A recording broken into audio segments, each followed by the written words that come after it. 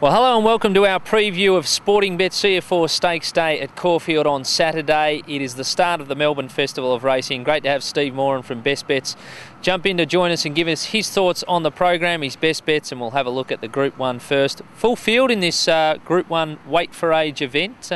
Interesting race. It's a terrific race, Sean. Really looking forward to the Orr Stakes this year. As you mentioned, we've got so many of our better horses resuming, coupled with a little race fitness edge, and the horse of the year, of course, Typhoon Tracy.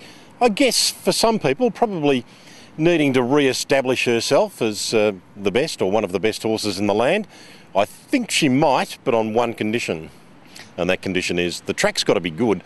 I think the more you look at her record, it's as simple as that. She's won 7 of 9 on top of the ground, 3 of 10 on softish tracks, and 5 of her past 6 runs have been on softish tracks since she completed that fantastic double in the autumn last year through the Festival of Racing, winning the Orr and the Futurity. Track good. I'm happy to take the relatively short odds Typhoon Tracy this week. Around 240, 250 early fixed odds markets. I think that's okay, provided the track is good. Nothing wrong with her run in the Australia Stakes. Sectional's better than the first 2 that beat her home. It was just one of those races. They settled 1-2-3, 1-2 Whitefriars. Undeniably had a couple of lengths on her coming to the turn. She couldn't quite pick them up. I think she'll redeem herself Saturday, provided the track is good. Okay, who'll fill the placings behind her? Well, interesting lineup. Stablemate Doubtful Jack will be competitive. I'm sure, as you've discussed with Peter Moody, he's advantaged if the rain does come. Heart of Dreams and Hortensia are the obvious. Hortensia not bad behind Typhoon Tracy in the Australia Stakes. Heart of Dreams second in this race last year. They're both well drawn. They're going to park 4th or 5th in the run, Hortensia and Heart of Dreams. They'll both run well. Then who knows what unfolds if we got a touch of rain, if the pattern on the day is perhaps favouring run-on horses. You've got all sorts of interesting runners. Mudra, Linton resuming, Trusting. You know he's the sort of horse, the day you put the pen through him is the day that he'll win. I think Mudra might be the wild card. It's going to be a fantastic race and great to see so many of these good horses back.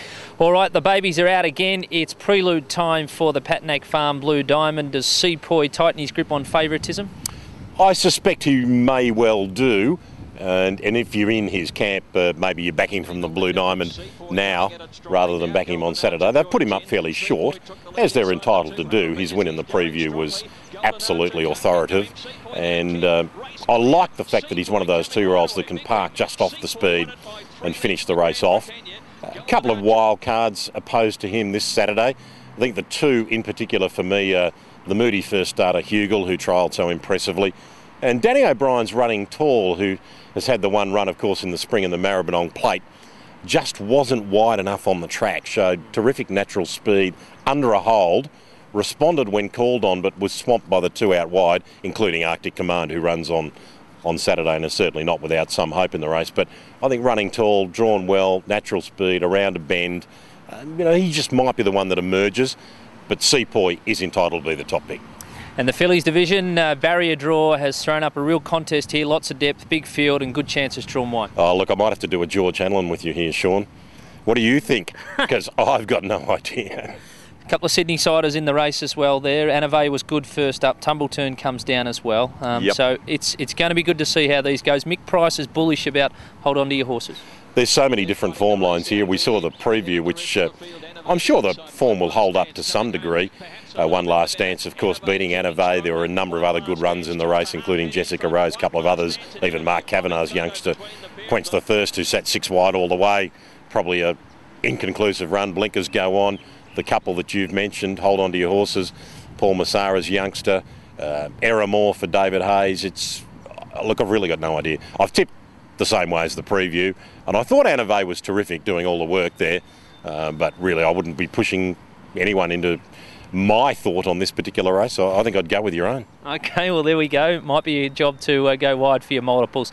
You've told us that Typhoon Tracy is your best if that dry track prevails. What about your best each way?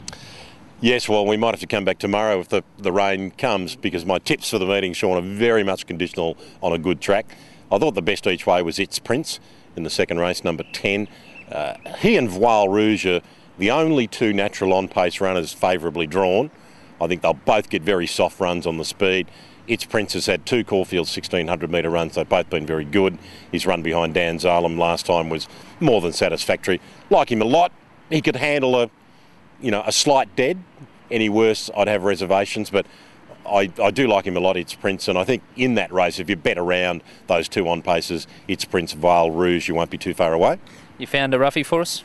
Yeah, well, I like Ain't No Fallen Star, Lee Freedman resuming, but again, conditional on the good track. It's only had the 3 runs on dry tracks and has won both since her debut effort. Freddie's got 2 runners in this race, Ain't No Fallen Star and the First Emergency Iridescent. They're my top 2 picks in the race. They'll both be a bit of value.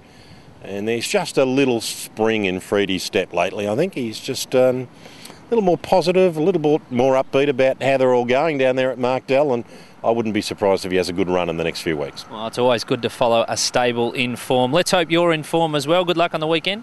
Yes, thanks, Sean. Well, as I say, let's hope the weather holds and that Typhoon Tracy can re-establish her rating. Looking forward to that in the Orr Stakes. Of course, you can find all of Steve's selections in this week's edition of Best Bets. Good luck if you're having a punt.